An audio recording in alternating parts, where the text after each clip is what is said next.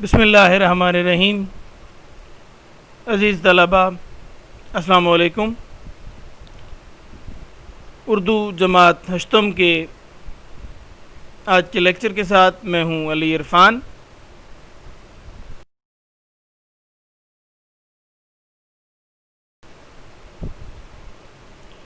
ہمارا آج کا ٹاپک ہے ادب کی اہمیت۔ آپ کی نصابی کتاب میں یہ سبق شامل ہے۔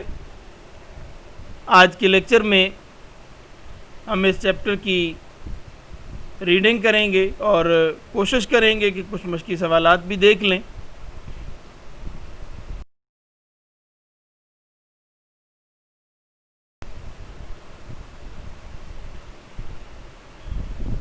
نصابی کتاب کے صفحات آپ کے سامنے آ چکے ہیں۔ سب سے پہلے ہم تدریسی مقاصد دیکھیں گے۔ اس سبق کی تدریس کے بعد طلباء اس قابل ہو جائیں گے کہ ادب کی ضرورت اور اہمیت سے آگاہ ہو سکیں، سائنسی ترقی کے باوجود ادب کی حقیقی افادیت سمجھ پائیں، ادبی اور غیر ادبی تحریروں کا فرق سمجھیں اور خود میں ادبی ذوق پیدا کر سکیں۔ یہ 3 بنیادی تدریسی مقاصد ہیں کہ جن کے تحت آپ کے لیے سلیبس میں یہ چیپٹر شامل کیا گیا ہے۔ اس چیپٹر کو باقاعدہ تحریر کیا گیا ہے، ترتیب دیا گیا ہے۔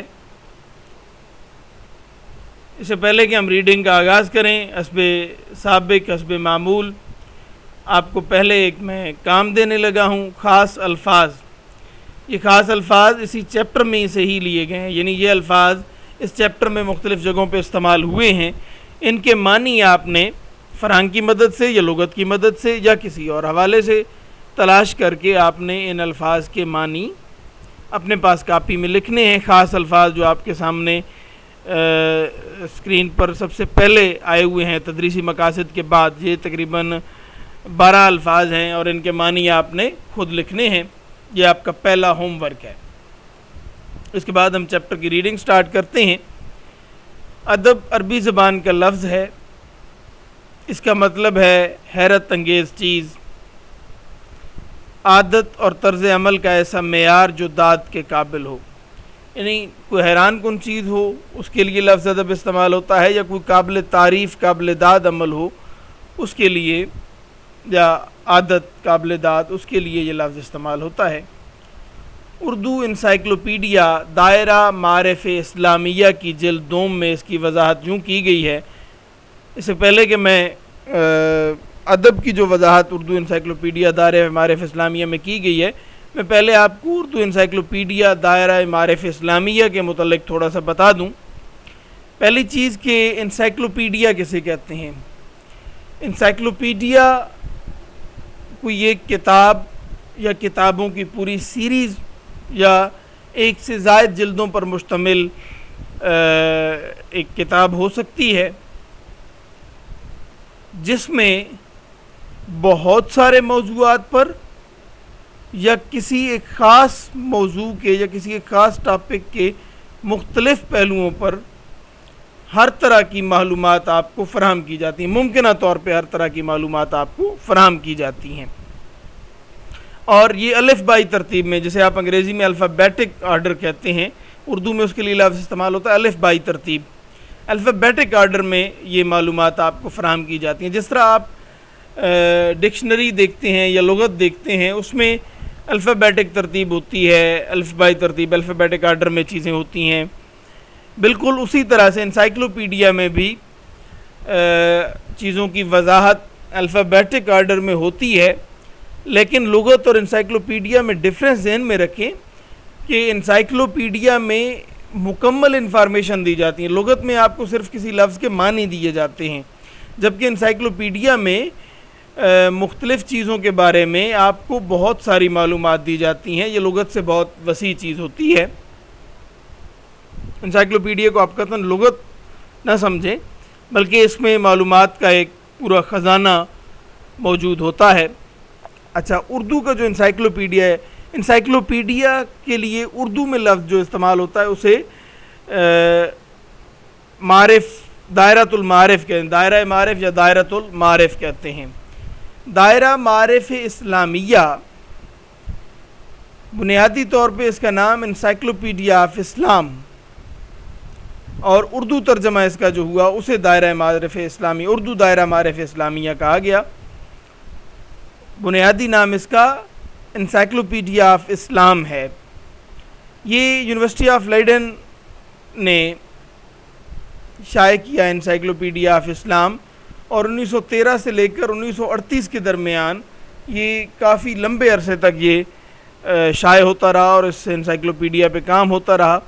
1948 میں یونیورسٹی آف پنجاب، جامعہ پنجاب لاہور نے اس اردو جو انگلش میں تھا انسائکلوپیڈیا آف اسلام، اس کی ٹرانسلیشن کا کام، اس کے ترجمے کا کام اپنے ذمہ لیا، اور 1950 سے اس کا سلسلہ شروع ہوا۔ 24 جلدوں پر مشتمل یہ انسائکلوپیڈیا ہے اردو میں، جسے دائرہ معارف اسلامیہ کہتے ہیں۔ یاد رکھیں کہ یہ اسلامی ادوار کا انسائکلوپیڈیا ہے، کوئی اسلام کا صرف انسائکلوپیڈیا نہیں ہے۔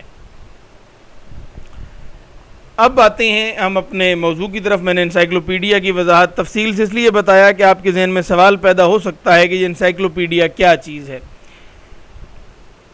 اپنے قدیم ترین مفہوم میں اسے سنت کا مترادف سمجھا جاتا ہے۔ یہاں پہ پھر اب سنت کی بھی وضاحت ضروری ہے۔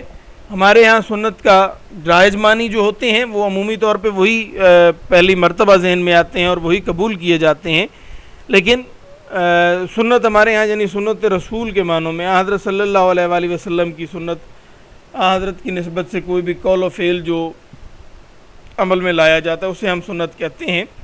سنت کے لغوی معنی جو ہیں عادت، روش، طریقہ، طرز، انداز، اس کے لیے استعمال ہوتا ہے۔ تو یہاں پہ یہ جنرل میننگ میں یعنی سنت رسول کے معنی میں قطعاً استعمال نہیں ہوا۔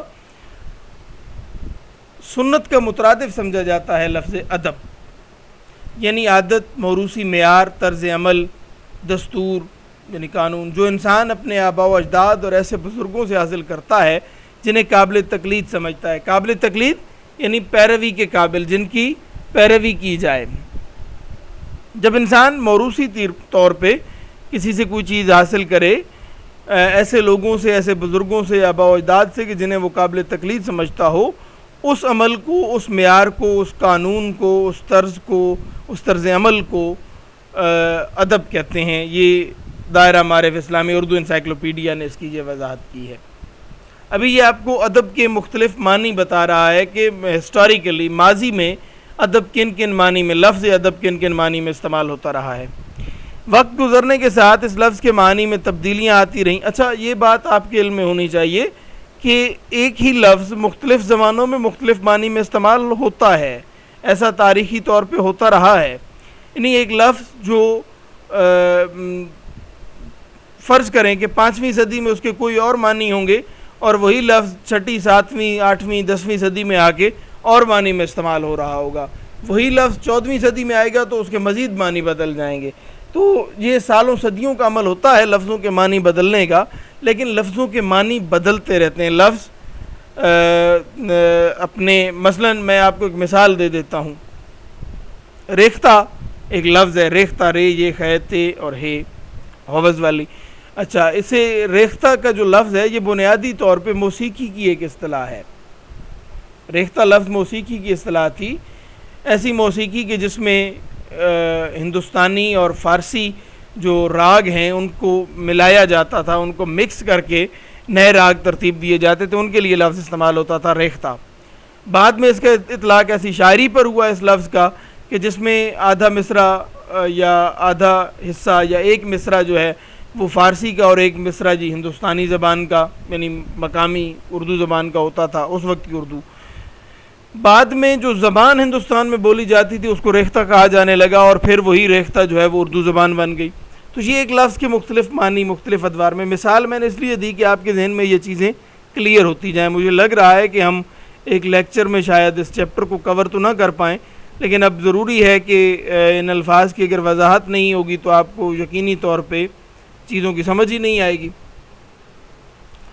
تو معنی میں تبدیلی ہوتی ہے وقت کے ساتھ ساتھ۔ پھر یہ لفظ یعنی کون سا؟ ادب کا لفظ توازن، حسن ترتیب، شائستگی، خوشخلقی اور اعلیٰ روحانی صفات کی عکاسی کے طور پر بھی استعمال ہونے لگا۔ یعنی لفظ کے معنی بدلے اور پھر یہ لفظ توازن، حسن ترتیب اور شائستگی اور یہ آگے جو بتایا گیا روحانی صفات تک کے اظہار کے لیے استعمال ہونے لگا یہ لفظ۔ بنو امیہ کے دور میں، جو امیاد کا دور ہے، اموی خلافت کا دور ہے، اس میں یہ لفظ شاعری اور علمی و ادبی تحریروں کے لیے رائج رہا۔ یعنی شاعری اور علمی و ادبی تحریریں جو ہوتی ہیں ان کے لیے لفظ ادب رائج ہوا۔ عباسی دور میں، بیسڈز ایرا میں، ادب کو تہذیب اور شہری زندگی کی شائستگی کے لیے استعمال کیا گیا۔ تہذیب و تمدن کے لیے یہ لفظ استعمال ہونے لگا۔ شہروں میں تمدن، شہروں میں جو زندگی گزاری جاتی ہے اس میں خوبصورتی، شائستگی کے لیے یہ لفظ استعمال ہوا۔ پہلی صدی ہجری میں ادب کو درجہ بالا معنی کے ساتھ علم کے لیے بھی برتا جانے لگا۔ اب نئے معنی کا بھی اضافہ اس میں ہوا، علم میں بھی ان تمام معنی کے ساتھ ساتھ علم کا لفظ بھی جو ہے وہ اضافی ادب کے معنی میں شامل ہوا۔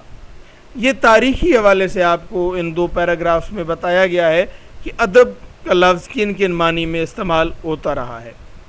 اب آتے ہیں جی موجودہ دور میں لفظ ادب کے معنی کے بارے میں کیا بتاتا ہے جی ہمیں مصنف، یا اس کتاب میں کیا بتایا گیا ہے، دیکھتے ہیں۔ لفظ ادب 2 معنوں میں استعمال ہوتا ہے۔ ایک معنی میں یہ دوسروں کی عزت و تکریم، احترام کے لیے استعمال ہوتا ہے، یعنی ریسپیکٹ کہتے ہیں، یعنی محاورہ ہے با ادب با نصیب، ضرب المثل ہے۔ اچھا، اب ایک معنی ادب کے ہیں ریسپیکٹ، احترام، کسی کی عزت کرنا، تعظیم و تکریم۔ ہم جو معنی کی طرف جا رہے ہیں وہ ریسپیکٹ والے معنی کی طرف ہم نہیں جائیں گے، کیونکہ ہمارا موضوع جو ادب ہے وہ دوسرے معنی میں اس کی وضاحت موجود ہے، یعنی لٹریچر کی اہمیت ہم پڑھ رہے ہیں، تو لٹریچر کے معنی ریسپیکٹ والے معنی سے ڈیفرنٹ ہیں۔ لفظ دونوں کے لیے ادب استعمال ہوتا ہے۔ دوسری معنوں میں ادب وہ ہے جس میں انسانی زندگی کا اور اس سے وابستہ ہر شے کا مطالعہ کیا جاتا ہے، یعنی انسانی زندگی کو اس میں پڑھا جاتا ہے۔ انسانی زندگی کی حقیقت کیا ہے، انسانی زندگی، رجحانات، رویے، افکار، خیالات، جذبات، احساسات جو بھی انسان کے ہیں ان کے بارے میں پڑھا جاتا ہے اور ضابطۂ تحریر میں لایا جاتا ہے۔ یہ تحریر ایسی ہوتی ہے، یعنی ادب کا اطلاق کسی تحریر پر ہو رہا ہے۔ کون سی تحریر پر؟ یہ ایسی تحریر ہوتی ہے جسے پڑھ کر نہ تو اکتاہٹ ہوتی ہے، نہ ہی پڑھنے والے پر کوئی ذہنی دباؤ پڑتا ہے، بلکہ ایسی تحریر پڑھ کر انسان اپنے آپ کو ہلکا پھلکا محسوس کرتا ہے۔ یعنی ادب ایسی تحریر ہے کہ جس کے مطالعے کے بعد آپ اپنے آپ کو ہلکا پھلکا محسوس کریں، راحت فرحت محسوس کریں۔ اچھا، آگے جی ادب کی تشریح ہوتی چلی جائے گی، ہمیں سمجھ آئے گا اگلے حصے میں کہ ادب ہے کیا۔ ادب بنیادی طور پہ تحریر تو ہے، لیکن ہر تحریر ادب نہیں ہے، یہ آگے وضاحت آپ کو ملتی ہے۔ ادب تخلیقی زبان سے وجود میں آتا ہے۔ اب یہاں پہ تخلیقی زبان کا لفظ دیکھنا ہے ہم نے۔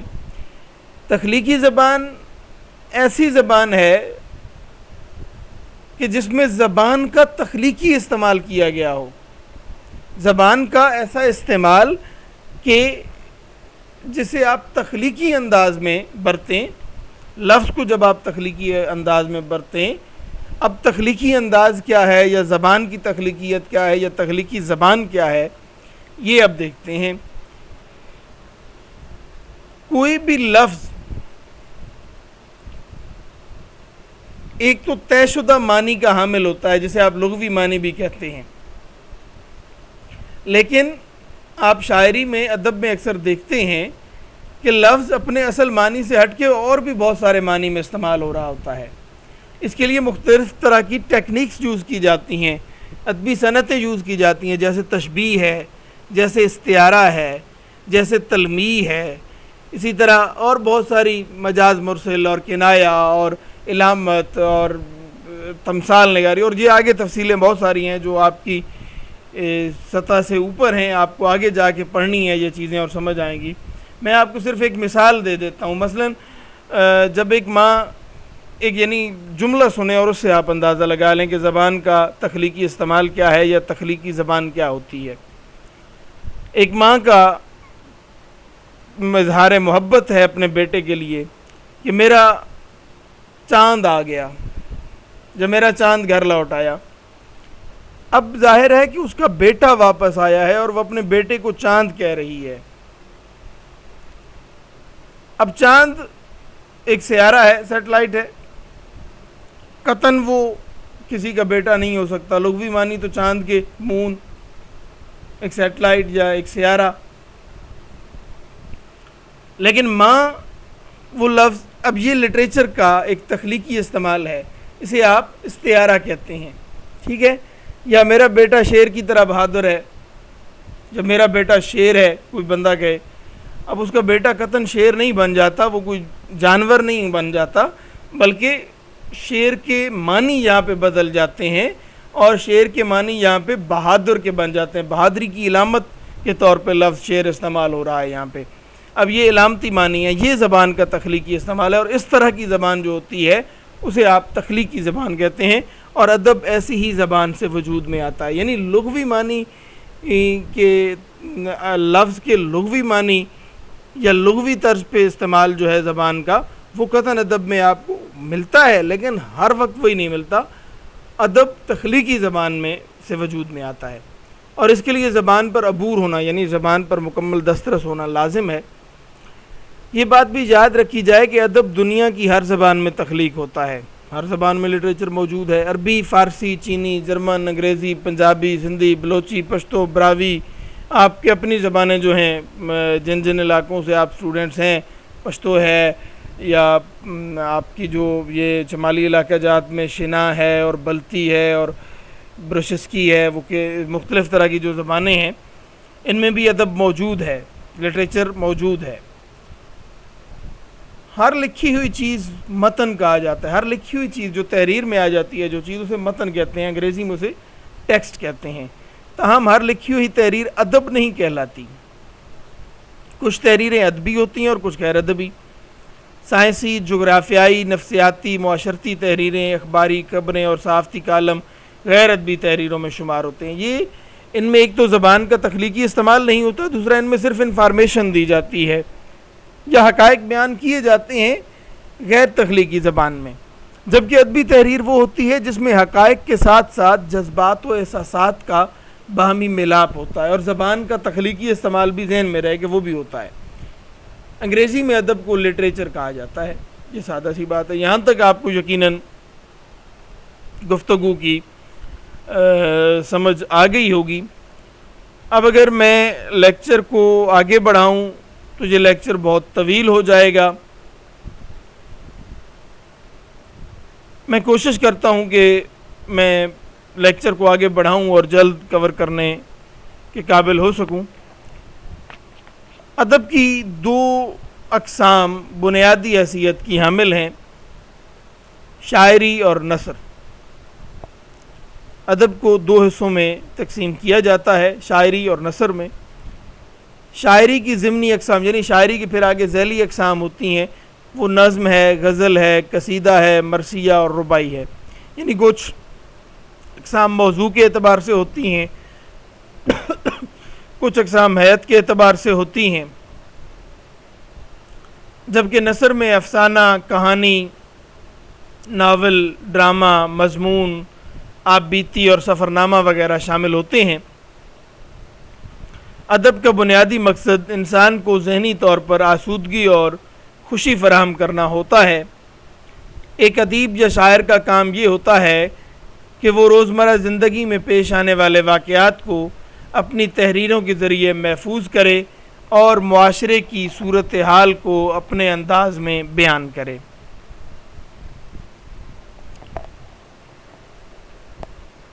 میں یہاں پہ آج کا لیکچر ختم کرنا چاہوں گا، کیونکہ اگلا حصہ اگر ہم پڑھتے ہیں، میں نے ابھی دیکھا ہے، تو یہ بہت لیکچر طویل ہو جائے گا. اور دوسری بات کہ اس لیکچر میں الفاظ اور جو اصطلاحات استعمال ہوئی ہیں وہ قدر مشکل ہیں آپ کے لیے.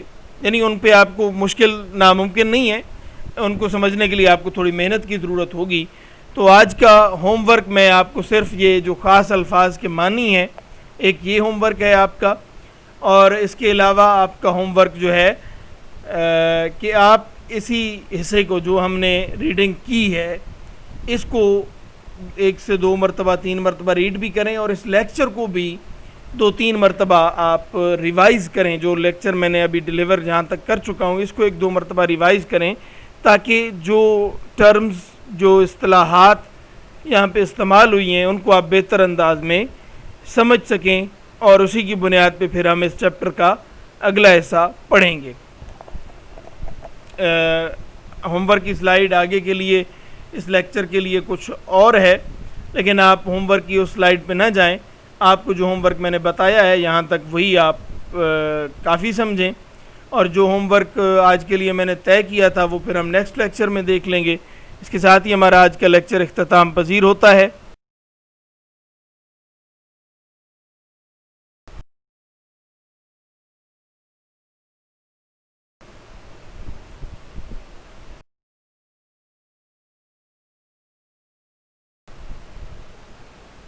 آپ کے لیے ڈھیروں دعائیں اور نیک تمنائیں ہیں. خوش رہیں، خوش رکھیں. اللہ حافظ.